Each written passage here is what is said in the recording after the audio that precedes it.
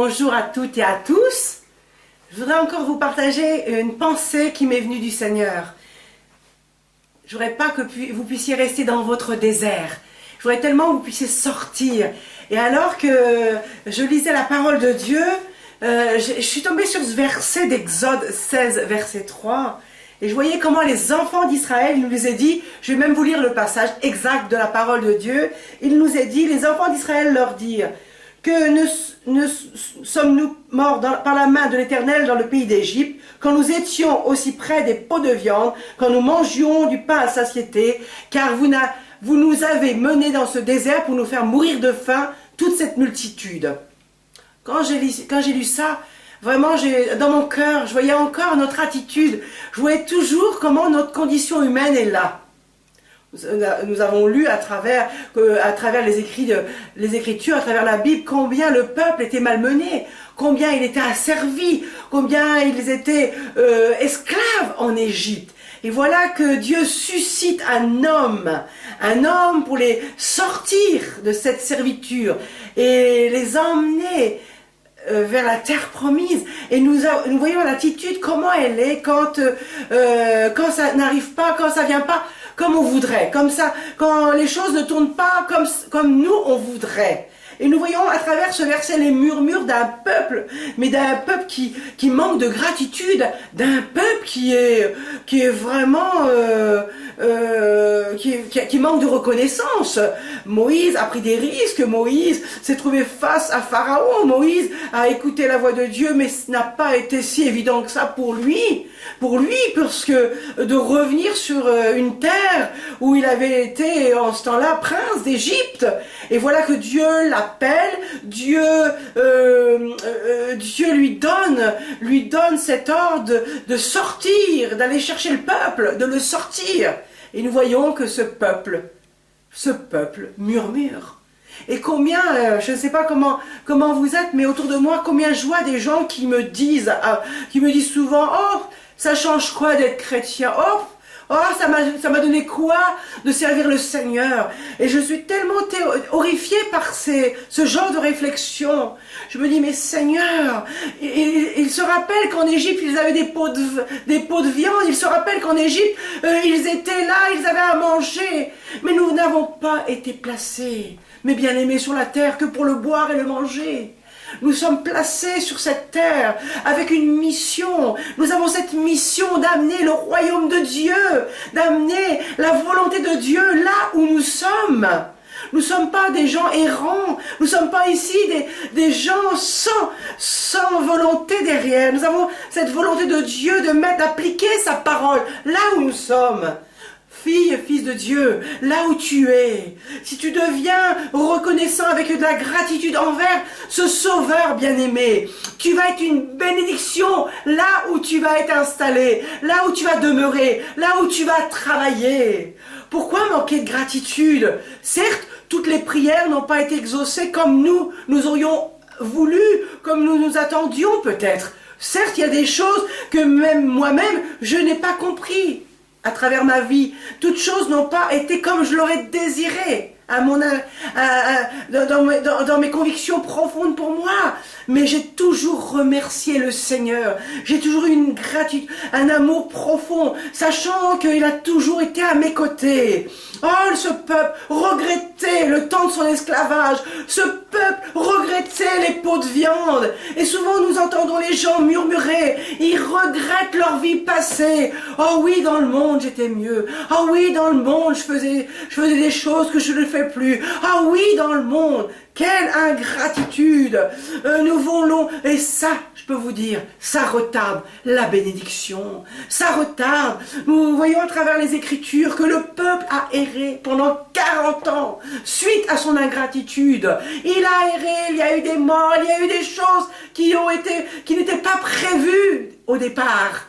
Et souvent, notre ingratitude fait retarder la bénédiction, ça fait retarder le vouloir de Dieu de nous bénir. Il est celui qui bénit, il est celui qui donne en abondance. Mais voilà, on tourne et on regrette les pots de viande et on regrette les choses d'autrefois. autrefois. Quand j'entends ça, je peux vous assurer, ça attriste le Saint-Esprit à travers ma vie. Nous devrions marcher de gloire en gloire, de progrès en progrès. Nous devrions aller aspirer à l'excellence dans nos vies. À cause de nos vies, nous sommes une bénédiction pour notre entourage. Je vous le répète, à cause de nos vies placées dans un endroit, là où tu habites, là où tu travailles, là où tu vas faire du sport, là où tu vas pour tes loisirs. Si tu marches en Dieu, si tu marches avec la parole de Dieu, tu vas influencer ton entourage. À cause de toi, à cause de la faveur de Dieu, à cause de la relation de Dieu sur ta vie. Les malades peuvent être guéris autour de toi. Les vies peuvent être changées autour de toi. Les couples qui sont au bord de la rupture peuvent être réconciliés à cause de ce que Dieu met sur ta vie. Tu as reçu un héritage en toi. Le Seigneur avait entendu les plaintes de son peuple. Le Seigneur avait entendu les murmures de son peuple. Le Seigneur n'est pas resté insensible. Il lève un libérateur. Il lève un Moïse. Il lève un homme qui obéit et qui vient pour sortir ce peuple qui commence à murmurer, à regretter les jours d'autrefois. Comment tu es venu à la parole de Dieu, je ne sais pas. Qui t'a amené à la parole de Dieu? Qui t'a fait connaître cette voie par excellence? Et pourquoi t'es-tu laissé décourager? Pourquoi t'es-tu laissé endormir par les choses de la vie? Tout ça, c'est passager. Ça retarde ta bénédiction. Tu contemples les autres comme une réussite autour de toi, alors que leur seule réussite, c'est éphémère. Les choses ici-bas ont un terme. Ça va s'arrêter un jour. Et toi, vous et moi, on va se retrouver devant le Seigneur. Et ce qu'on n'a pas fait ici-bas, on ne pourra pas le faire plus tard. Quand nos yeux vont se fermer à la terre, les choses seront terminées ici-bas. Mais qu'est-ce qu'on va laisser derrière nous? Oh, notre manque de gratitude, je vous le dis, ça ferme, ça arrête la bénédiction. Nous devons mettre nos pensées en harmonie avec Dieu. Nous devons mettre nos pensées avec ce que Dieu dit. Les déserts de la vie, c'est juste des moments difficiles qu'il faut traverser. On doit traverser, mais traverser avec Dieu. Il nous dit que le Seigneur a dit à Moïse, je vais faire pleuvoir de la manne. Voilà ce que Dieu te dit ce matin. Je vais faire pleuvoir des choses nouvelles, de la nourriture dans ta maison, de la nourriture spirituelle, de la nourriture qui donne la vie. Et tu n'auras plus faim. Oh, nos comportements doivent être changés. Oh, notre défi, nous devons dépasser nos doutes, les doutes de la plainte et les gémissements. Pour grandir spirituellement, on a besoin de grandir spirituellement. Nous avons besoin de franchir les étapes pour aller encore plus loin. On doit traverser ce désert. Dieu nous donne sa parole. C'est un trésor. Dans ce désert, c'est un trésor. Si nous avons perdu la route, la Bible est une boussole pour notre vie. C'est une boussole qui nous permet de sortir de toutes nos pensées déroutantes pour retrouver le chemin du Seigneur. Oh, j'aime cette parole, j'aime cette parole, j'aime cette parole. Et quand je lis ces écrits que Dieu nous a laissés, nous sommes tous de la même nature. Qu'est-ce que nous avons? Nous sommes toujours enclins à murmurer, à gémir. Ça va jamais comme on voudrait. Parce qu'on veut que Dieu applique sa parole à nos vies. On voudrait que Dieu fasse comme nous on l'entend. Mais Dieu te dit, non. Je veux que tu crois que ma parole, ce que je veux pour toi, c'est l'excellence. Ce que je veux pour toi, c'est le meilleur. Oh, Dieu lève un homme qui bégait.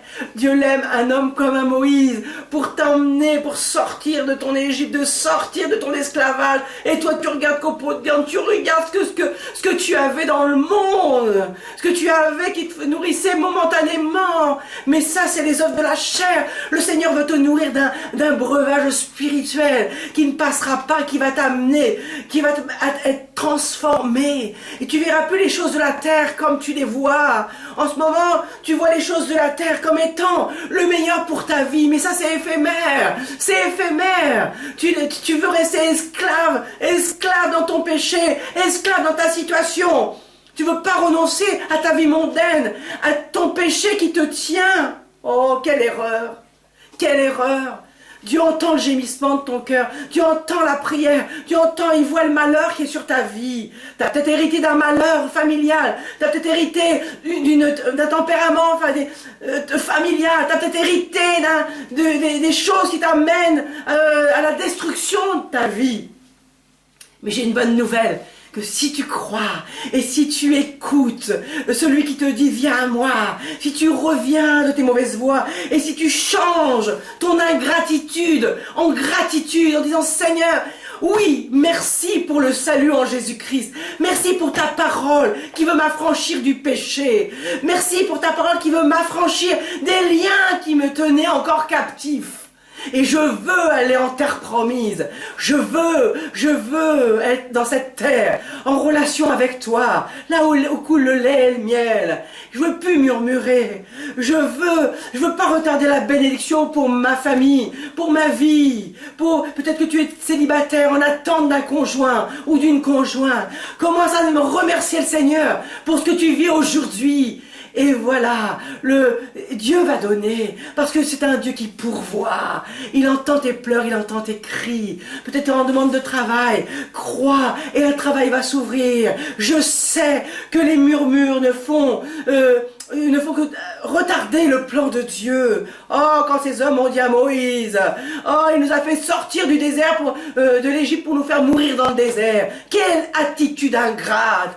Ils ne voyaient même pas que leur Dieu voulait faire tomber la manne du ciel. Ils ne voyaient même pas que Dieu pouvait ouvrir le ciel pour envoyer la manne et les cailles rôties. Oh, mes bien-aimés, souvent, nos murmures nous empêchent de voir cette bénédiction qui est prête de tomber dans nos vies, dans nos familles, dans nos vies. Je voudrais tellement vous encourager ce matin, afin que le Seigneur vous donne la force de mettre un terme à votre désert, en courant, pour voir une issue qui va vous emmener vers la terre promise. Cette terre promise, elle est là devant vous. Elle est dans une communion avec le Seigneur, avec un amour de sa parole, un amour de la prière. Prier Dieu, ça ne doit plus devenir une corvée ni accessoire. Ça va être une relation d'amour, de fille à père, de fils à père. Merci Seigneur. Soyez bénis et encouragés par ce simple message.